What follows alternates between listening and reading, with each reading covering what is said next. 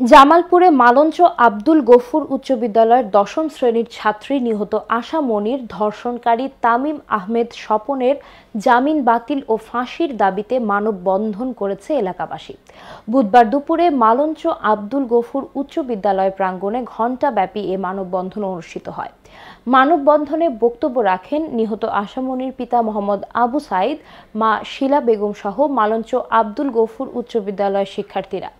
গ্রেফতারকৃত আসামির মামলা তোলার জন্য বিভিন্ন হুমকি দিয়ে আসছেন এবং যদি মামলা না তোলা হয় তাহলে বাদীকে জানে মেরে ফেলা সহ নিহতের মাকেও ধর্ষণ করার হুমকি দেয়া হয়। 2022 সালের 10ই মার্চ নিহত আশা মনি স্কুলে যাওয়ার পথে মেলান্দহ উপজেলার সাধুরপুর কান্দাপাড়া এলাকার খোকা মোল্লার ছেলে তামিম আহমেদ স্বপন আশাকে উঠিয়ে নিয়ে ধর্ষণ করে।